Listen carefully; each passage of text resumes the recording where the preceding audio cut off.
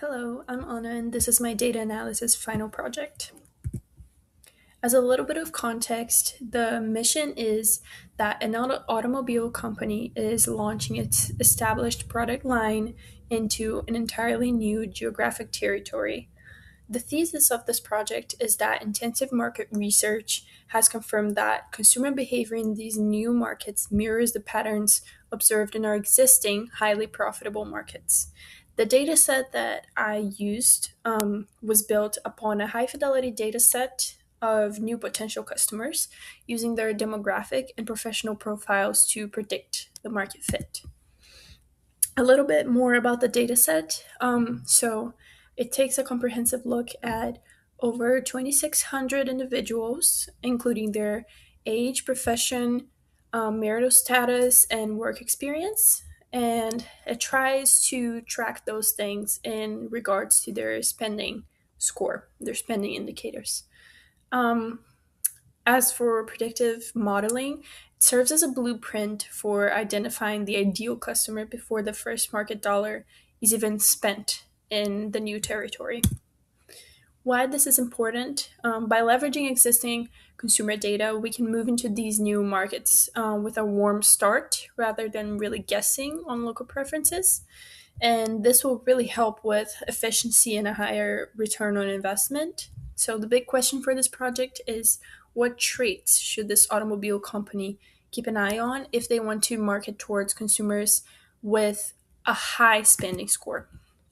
So, first, for the univariate analysis, the typical customer is younger than the average suggests. The high concentration of 20s to early 40s represents a prime demographic for automobile financing and long-term brand loyalty. There is a right skewed distribution in this data, which means that the mean is higher than the median. So there's a long tail of older and like high net worth individuals who may be interested in the premium models. So marketing creative should be diverse enough to resonate with the 35-year-old core while maintaining the sophistication required for the older demographic. Um, there we go.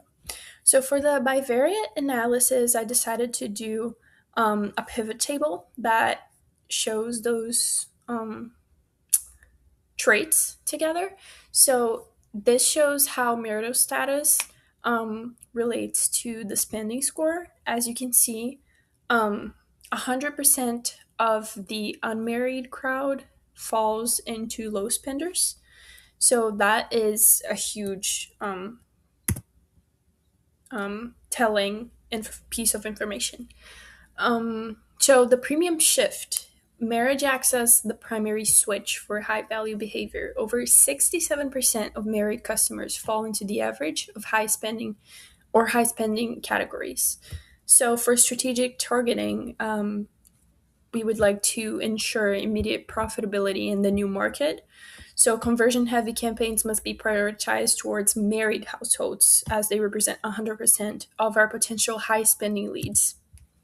Next, for the multivariate analysis, we break it down between gender, marital status, and spending to see how those factors can impact. And as you can see here in the data found, I will break it down a little more. While marriage opens the door to higher spending, there are subtle differences between genders once they are married. Married females have the highest tendency to be average spenders, while married males show a slightly higher proportion of high spenders compared to females. But overall, the average spending category is the most common for both genders once they're married. And as you can see, it is a really small difference between female and male. Here, I employed the regression tool within the Excel data analysis two-pack to conduct multiple linear regression, isolating the statistical significance of marital status and gender on customer spending behavior. So, to facilitate statistical analysis, how I did this was transforming categorical variables into dummy variables. So, with male and female, I transformed one with to 0 and another one to 1. So, I could do the math on it. So as you can see here, ever married on the bottom um, has a coefficient of 0.92 approximately. So that shows the impact strength, which is really high. And then, as you can see for the zero p-value, it is very statistically significant, which you can see for the gender, it is the opposite.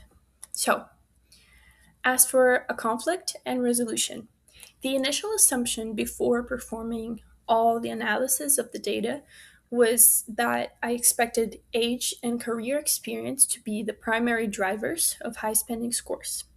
The surprise was that 100% of unmarried customers are low spenders, regardless of their job title or years of experience. The paradox is that a high ranking single executive is a lower spending lead than a mid level married employee.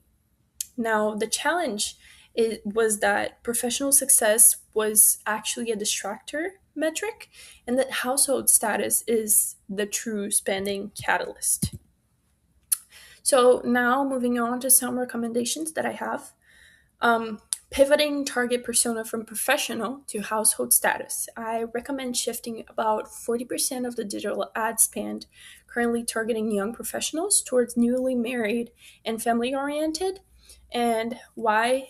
As we saw in the data, age and work experience don't have truly a high significant impact on that data for this company.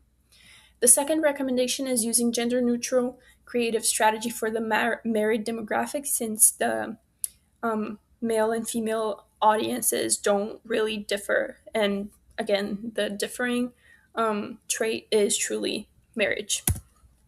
So, conclusion, the answer to the big question is that to capture high spending customers in new markets, the company must look beyond traditional professional success metrics and focus on household status. Final synthesis is that marital status is a definitive switch that unlocks average and high spending scores, regardless of an individual's career length or age. And data confirms that unmarried leads, even in those high ranking positions, remain consistently in the low spending tier. And because married men and women exhibit nearly identical high value behavior, the most efficient path forward is a unified gender neutral creative strategy targeting married households. Thank you for watching.